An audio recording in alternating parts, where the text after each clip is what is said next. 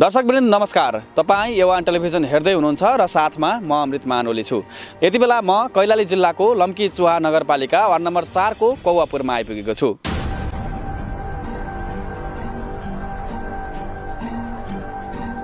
आफ्नै छोराले चलाएको बाइकमा बसेकी 52 वर्षीय वृद्ध आमालाई बाइकबाट झम्टिएर बाघले लगेको छ। धेरै टाढा देखेको म टर्निङ पनि गर्थेँ, रिटर्न पनि हुन्थ्यो मलाई। अब 81 झम्टिसक्यो, टर्निङ गर्ने पनि कुनै उ भएन। टर्निङ गरे पनि मैले फेरि उत्तरतिरबाट टर्निङ गर्नुपर्ने थियो, फेरि झन् मलाई त्यसरी पनि अट्याकै गर्ने थियो। त्योभन्दा मैले बाघ देखेपछि बरु पिकअप गरेर अगाडि बढौँ भनेर स्पिड हानेको, ठ्याक्कै अझ मैले स्पिड हान्नै नपाएकै अट्याक गरिहाल्यो पछाडिबाट मम्मीलाई। 52 वर्षीय महिलाको आधा शरीर बाघले खाइसकेको छ। अनुहार नचिनिने गरी छिया भएको छ भने हातखुट्टा छुट्टै ठाउँमा भेटिएका छन्। मम्मीको चाहिँ अब एउटा खुट्टा खाइसकेको थियो, एउटा खुट्टा तानेर अलग थियो, अनि हात पनि खाइसकेको थियो, टाउको फेस नचिनिने भएको थियो। पूर्व पश्चिम राजमार्गमा पर्ने बर्दिया राष्ट्रिय निकुञ्जमा विभिन्न जनावरहरू आउने जाने ठाउँ हो भनेर साङ्केतिक बोर्ड राखिएको छ। तर साना सवारी साधन आवाज जावत गर्दा सुरक्षाको दृष्टिकोणबाट निकै कमजोर मानिन्छ। यता पनि झ्याङ छ, उता पनि झ्याङ छ। यदि त्यो झ्याङ नभइदिएको बाघ हामीलाई टाढाबाट पनि देखिन्थ्यो होला, हामी टर्निङ गरेर पनि भाग्थ्यौँ होला कि उता। यस्तै घटना नघट्नका लागि कस्तो किसिमको सुरक्षाको बाटो अपनाउनु पर्ला, तपाईँको मनमा लागेको प्रतिक्रिया कमेन्ट बक्समा लेख्नुहोला। कौवापुरकी एकजना 52 वर्षीय महिलालाई बाघले बाइकबाटै लुछेर लगेको थियो। उहाँको मृत्यु भयो, भोलिपल्ट शव भेटियो। यही विषयमा कुराकानी गर्नका लागि हामी यो घरमा आइपुगेका छौँ। यति बेला जसले बाइक चलाउनु भएको थियो कान्छो छोरा, उहाँसँग कुराकानी गर्दैछौँ। हजुरको शुभ नाम? मेरो सन्तोष थापा। तपाईँले चलाउनु भएको थियो बाइक होइन? हजुर। यो कति बजीतिर घटना थियो? त्यहाँ घटनाक्रम के भयो भनिदिनु न। त्यही 8 साढे 8देखि पौने 9 बजीसम्मको कुरा हुनसक्छ हो त्यो। हजुर, राति त्यसै हामी चाहिँ नेपालबाट औषधि गरेर बेलुका 6 बजे उताबाट फर्क्यौँ। अनि उताबाट फर्किने क्रममा चाहिँ हामीलाई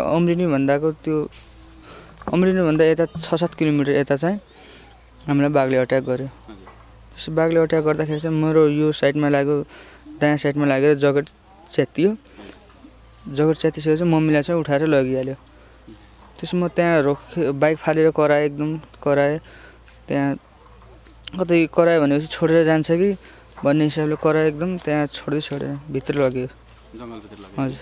तपाईँ चल्दै बाइकमा आक्रमण गरेको थियो अथवा तपाईँ रोकिनु भएको थियो बाघ देखेर? होइन, हामी चलिरहेको थियौँ। चलिरहनु भएको थियो? हजुर। बाघ चाहिँ कता पछाडिबाट आयो अथवा अगाडिबाट? पछाडिबाट आयो। हजुर। सुरुमा देख्नु भएको थियो बाघ? सुरुमा अगाडि 81 देखियो बाघ, उत्तर साइडको रोडतिर देखियो 81 झ्याङमा।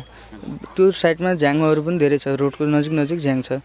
त्यसपछि 81 देखिसकेपछि हामी टर्निङ गर्ने पनि त्यो मनभित्र उयो भएन कि 81 देखेपछि जङ्गलतिर छिर्यो। हामी अब पिकअप गरेर अगाडि जाऊँ भनेको 81 आएर हानिदियो। बाघले आक्रमण गरिसकेपछि त्यो ठाउँमा केही समय होल्ड भयो अथवा आक्रमण गर्न बित्तिकै जङ्गलभित्र छिरायो तपाईँको आमालाई?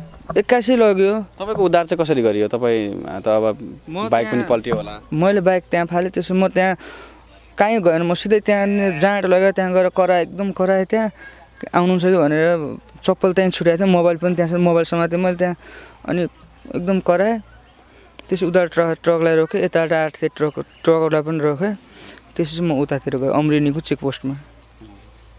तत्काल तपाईँ त्यही ट्रक मार्फत जानुभयो कि अथवा आर्मीलाई त्यहाँ खबर गरेर त्यहीँदेखि उद्धार गरियो? तपाईँलाई कसरी उद्धार गरियो? उताबाट स्कर्पियो आएको थियो, यस्तो भयो भनेर म रुँदै भनेँ। त्यसपछि त्यहाँबाट स्कर्पियो फर्केर फेरि उतातिर गयो चेकपोस्टमा। पछि त्यो रात के गरियो? खोजी नीतिका कार्यक्रम केही गरियो गरेन?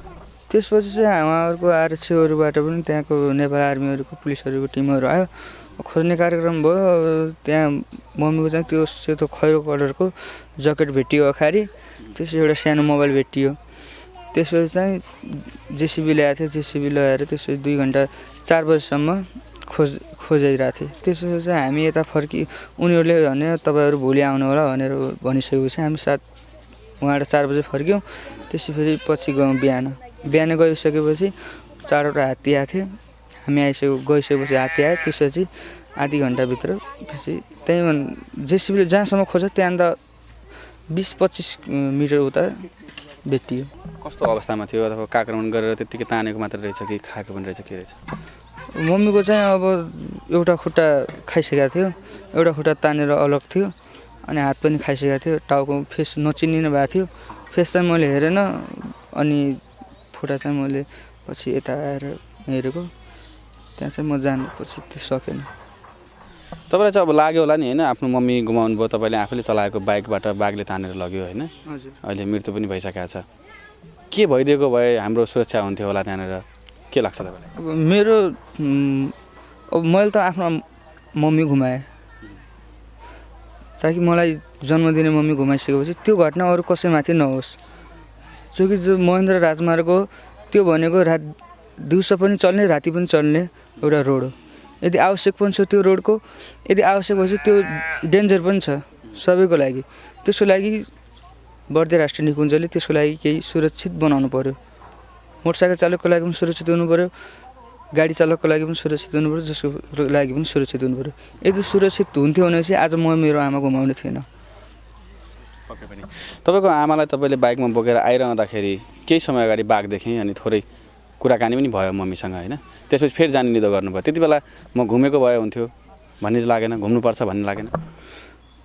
त्यसपछि त अब मेरो दिमाग नै भएन त्यहाँ के गर्ने के नगर्ने त्यहाँ कराए मात्र कराएको कराएको नझम्टिँदै बाघले नझम्टिँदाखेरि त्यस्तो मनमा कुरा नै उठ्न पाएन के बाघ एक्कासीदेखि झ्याप्पै झम्टिदियो कि मलाई अब लगभग धेरै टाढा देखेँ त म टर्निङ पनि गर्थेँ रिटर्न पनि हुन्थेँ होला अब एक्कासी झम्टिसक्यो टर्निङ गर्ने पनि कुनै उ भएन टर्निङ गरे पनि मैले फेरि उत्तरतिरबाट टर्निङ गर्नुपर्ने थियो फेरि झन् मलाई त्यसरी पनि अट्याकै गर्ने थियो त्योभन्दा मैले बाघ देखेपछि बरु पिकअप गरेर अगाडि बढौँ भनेर स्पिड हानेको ठ्याक्कै अझ मैले स्पिड हान्नै नपाएकै अट्याक गरेँ अरे पछाडिबाट मम्मीलाई सुरुमा देख्नु भएको थियो त त्यहाँ आउँदाखेरि अह कहिले कसो राति यात्रा गर्दाखेरि अघि पछि कहिले देख्नु भएको थियो देखेको थिएन मैले देख्नु भएको थिएन हजुर म त्यो रोडमा कहिले गएको पनि थिएन अब गाडीमा जान्थेँ कहिलेकाहीँ त्यो चाहिँ मेरो फर्स्ट घटना भयो अब चाहिँ बर्दिया राष्ट्रिय निकुञ्जले जुन घटना म माथि भयो मेरो परिवारमाथि भयो मेरो समाजमाथि भयो त्यो घटना अरू कसैमाथि नहोस् अनि त्यो चाहिँ बाटो चाहिँ सुरक्षित होस्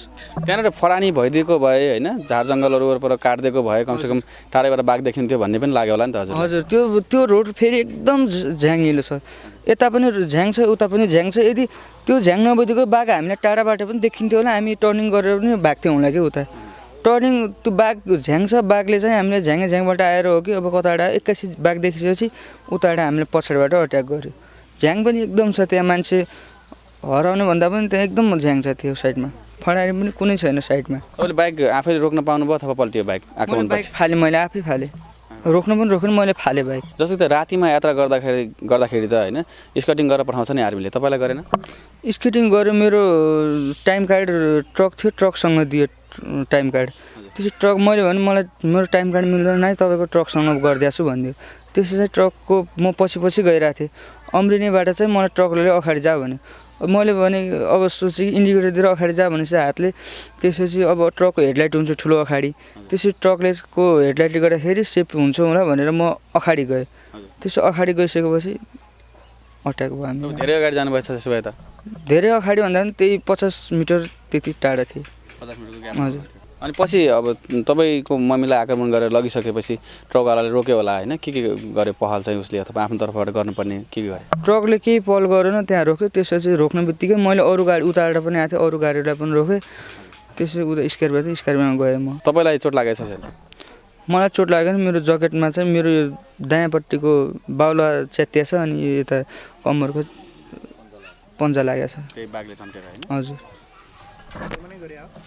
मलाई पनि आक्रमण यदि मैले त्यहाँनिर अलिकति स्पिड नगरिदिए भए मलाई पनि लग्थ्यो मम्मीलाई पनि लग्थ्यो अनि मलाई चाहिँ हान्न खोजेको मलाई पन्जा मिस भएर मम्मीलाई लग्यो हस् अब तपाईँ त पीडामा हुनुहुन्छ यो पीडा कसैलाई नहोस् बर्दिया राष्ट्रिय निकुञ्जसँग सम्बन्धित निकायले पक्कै पनि कसरी सुरक्षित गर्न सकिन्छ त्यहाँको यात्रा त्यो बाटोमा हिँड्दै गर्दाखेरि यात्रालाई कसरी सुरक्षित गराउन सकिन्छ भन्ने कुरा समयमै ध्यान दियोस् कुराकानी गरिदिनु भयो त्यो घटनाको बारेमा दर्शकलाई राखिदिनु भयो तपाईँलाई धन्यवाद